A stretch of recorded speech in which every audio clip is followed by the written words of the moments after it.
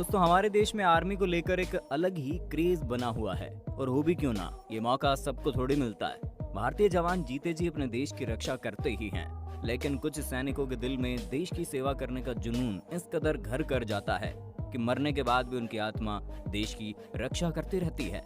और आज हम आपको एक ऐसा ही जीता जागता सबूत इस वीडियो में दिखाने वाले हैं, जो खुद तो शहीद हो गया लेकिन आज भी उसकी आत्मा हमारे देश की रक्षा करती है। उसकी आत्मा आज भी दुश्मनों की खटिया चुटकियों में खड़ी कर देती है और आज भी वो शहीद अपनी नौकरी को बहुत ही ईमानदारी से निभाता है। कुछ लोग हैं जिन्हें हमारी ये बातें सिर्फ मजाक लगेंगी, लेकिन आज जो हम आपको दिखाने वाले हैं उससे आपके रोंगटे खड़े हो जाएंगे और आप सोचेंगे क्या ऐसा हो सकता है। दोस्तों आगे पूरी कहानी बताएंगे और इसके लिए आप हमारी इस वीडियो को एंड तक देखिए। साथ ही वीडियो पसंद आए तो लाइक जरूर कर देना। दोस्तों जो हम आपको बताने वाले हैं वो बात आज से कुछ साल पहले की है, जब इंडिया और चीन के बॉर्डर पर दो जवान कड़कती ठंड में पहरा दे रहे थे। हालात इतने ज्यादा खराब थे कि वो ठंड बर्दाश्त नहीं कर पा रहे थे और खून जमा देने वाली ठंड की वजह से उनकी आंख लग गई। दोस्तों आप ये सुनकर दंग रह जाएंगे, अभी कुछ सेकंड पहले दोनों की आंखें बंद ही हुई थी कि उनके गालों पर एक जोरदार थप्पड़ पड़ा। दोनों जब हड़बड़ाकर खड़े हुए तो उन्होंने देखा उनके सामने एक सैनिक खड़ा था, जिसने चिल्लाते हुए कहा, ठीक से अपनी ड्यूटी करो, हमारे देश की सुरक्षा तुम्हारे हाथों में है। एक सैनिक के मुंह से ये बात सुनते ही दोनों शर्म से लाल हो गए और कहा, बाबा जी हमें माफ कर दीजिए, अब से ऐसी गलती नहीं होगी। दोस्तों आपको बता दें ये बाबा जी कोई और नहीं बल्कि हरभजन सिंह थे, जिनकी मृत्यु 1968 में हो गई थी। लेकिन आपको ये सुनकर बड़ा अचंभा होगा कि शरीर त्यागने के बाद भी वो अपने देश की रक्षा के लिए खड़े रहते हैं। दोस्तों ये अकेला या फिर आखिरी किस्सा नहीं है, ऐसे बहुत से किस्से हैं जो उनके होने का प्रमाण देते हैं। ये बात थोड़ी सी अजीब जरूर है कि जवान अपना शरीर तो छोड़ गया लेकिन देश की रक्षा करना नहीं छोड़ पाया। आपको बता दें भारत चीन सीमा पर नथुला दर्रा एक ऐसी जगह है जहां सालों भर तापमान सिर्फ ठंडा ही रहता है। ठंड के मौसम में यहाँ पर खून जमा देने वाली ठंड पड़ती है।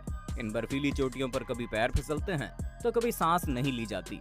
ऐसे इलाके में खुद को जिंदा रखना बड़ी बात है, तो वहीं हमारे सैनिक पहरेदारी के साथ साथ दुश्मनों से लड़ते भी हैं ताकि छोटी आंखों वाले चीन कोई बड़ी प्लानिंग करके घुसपैठ न कर पाएं।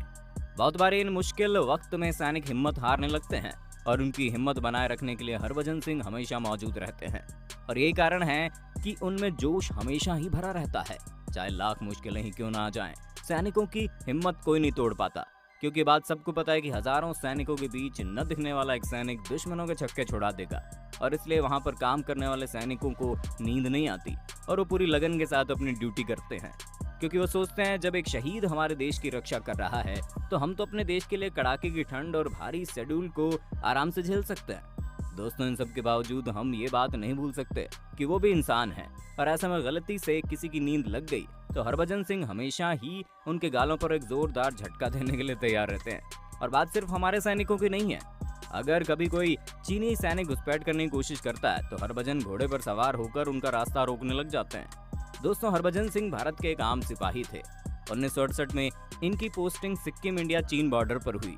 वो अपनी ड्यूटी बहुत ही लगन के साथ कर रहे थे, लेकिन साल 1968 में वो एक हादसे का शिकार हो गए जिसकी वजह से उनकी जान चली गई। दरअसल हरभजन को एक नाले को पार करते समय पानी के तेज बहाव के साथ बह गए थे। पेट्रोलिंग करते वक्त वो घोड़े की पूंछ पकड़ते हुए नाले को पार कर रहे थे और अचानक से उनके हाथ से पूंछ फिसल गया और वो नाले के साथ बह गए। जैसे ही बाकी सैनिकों को हरभजन सिंह के बारे में पता चला तो उन्होंने हरभजन सिंह को बहुत ढूंढने की कोशिश की, लेकिन वो मिले नहीं। बहुत समय बाद जब हरभजन सिंह वापस नहीं आए और ड्यूटी पर नहीं पहुंचे तो सेना को ये लगने लगा कि वो अपनी ड्यूटी छोड़कर भाग गए हैं। यहाँ तक कि भारतीय सेना ने हरभजन सिंह को भगोड़ा घोषित कर दिया। इसके बाद हरभजन सिंह अपने साथी के एक सपने में आए और दोस्तों तब जो हुआ वो किसी ने सपने में भी नहीं सोचा था।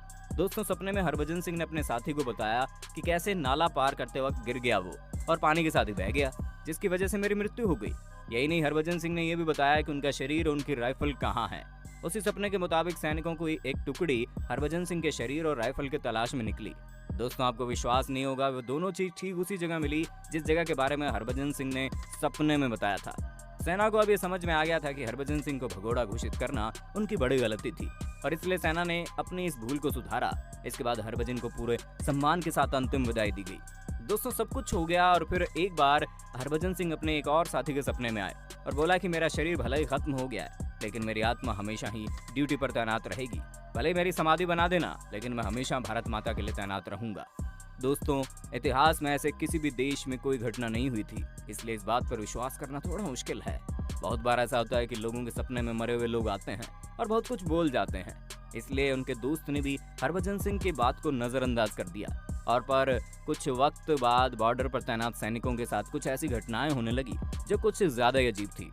जब भी किसी सैनिक के साथ कुछ अनहोनी होने लगती, हरभजन सिंह उसके सपने में आकर उसको पहले ही सावधान कर देते और गलती से किसी ने उनके सपने को नजरअंदाज किया तो उसका परिणाम भी भुगतना पड़ता।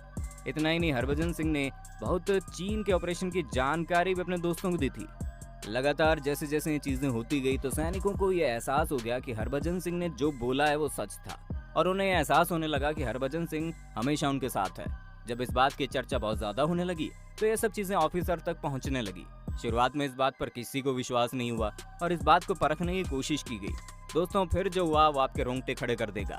हुआ ये कि हरभजन सिंह एक ऑफिसर के सपने में आए और कहा, आपको चीन की तरफ से एक लेटर आएगा और मेरी शिकायत होगी। और उस ऑफिसर के साथ हुआ भी कुछ ऐसा ही। उनको एक लेटर आया जिसमें लिखा हुआ था कि आपका एक सैनिक रात को घोड़े पर पेट्रोलिंग करते हुए बॉर्डर के बेहद करीब आ जाता है। ये बात ठीक नहीं है, उसे रोका जाना चाहिए। अब कहीं ना कहीं इस बात पर सबको यकीन हो गया कि इन बर्फीले पहाड़ों के बीच आम सैनिकों के साथ एक आत्मा भी है जो देश की रक्षा में तैनात रहती है और इस बात की पुष्टि खुद चीन के सैनिकों ने भी की है। धीरे धीरे जब हरभजन सिंह की चर्चाएं हर जगह बढ़ने लगी तो ये हरभजन सिंह से बाबा हरभजन सिंह हो गए। उनके नाम से बंकर को मंदिर बना दिया गया। इस मंदिर में बाबा की वर्दी, जूते, बिस्तर, यहाँ तक कि उनके सभी जरूरी सामान रख दिए गए। सेना ने भी उन्हें मुस्तैदी से सिपाही का दर्जा दे दिया। दोस्तों, सिर्फ इतना ही नहीं, एक सैनिक पर जितने नियम कानून लागू किए जाते हैं वो बाबा हरभजन सिंह पर भी लागू किए जाने लगे। चाहे छुट्टी हो, तनख्वाह हो या प्रमोशन, हरभजन सिंह को हर चीज समय समय पर मिलती रही थी। बाबा हरभजन सिंह की मंदिर की जिम्मेदारी खुद सेना ने ली है। दोस्तों, सुबह के नाश्ते से लेकर रात के खाने तक सब कुछ उन्हें दिया जाता है।